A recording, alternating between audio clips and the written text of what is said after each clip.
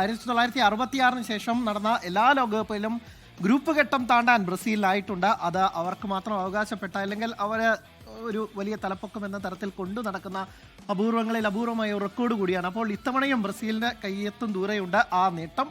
ഇനി അതിലേക്ക് ഒരു ജയം കൂടിയാണ് വേണ്ടത് എന്നുള്ളത് തന്നെയാണ്. അപ്പോൾ കണ്ണീരിൻ്റെയും പരിക്കുകളുടെയും ഇരുണ്ട ദിനങ്ങളെ അതിജീവിച്ചാണ് നെയ്മാർ ജൂനിയറുടെ ഈ തിരിച്ചുവരവ്.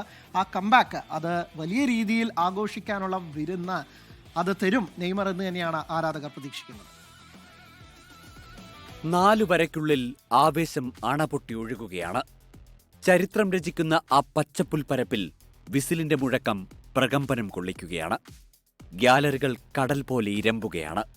ആ ആരവങ്ങൾക്കിടയിൽ ഒരു മനുഷ്യൻ തന്റെ കാലുകളിലേക്ക് നോക്കി നിശബ്ദനായി നിന്നു. Neymar da Silva Santos junior.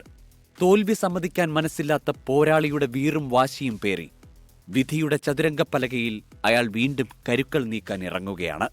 ഇത്തവണ എതിരാളികൾ സ്കോട്ട്ലൻഡാണ്. പ്രതിരോധത്തിന്റെ വൻമതിലുകൾ അയാളെ വരിഞ്ഞു മുറുക്കിയേക്കാം. ഓരോ ടാക്ലിങ്ങിലും ഗ്യാലറി ശ്വാസമടക്കി പിടിച്ചേക്കാം.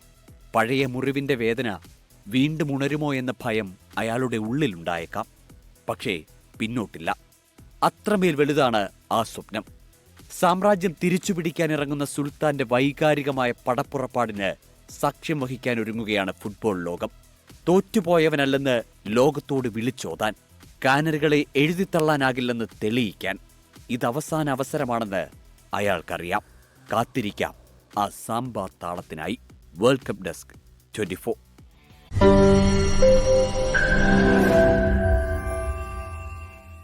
ലോകത്തെവിടെയായാലും ഏത് സമയത്തും 24 വാർത്തകളും ഓഗ്മെന്റഡ് റിയാലിറ്റി പാക്കേജുകളും എക്സ്പ്ലെയിനറുകളും വിശദമായി കാണാൻ ഞങ്ങളുടെ യൂട്യൂബ് ചാനൽ നിങ്ങൾക്ക് സബ്സ്ക്രൈബ് ചെയ്യാം.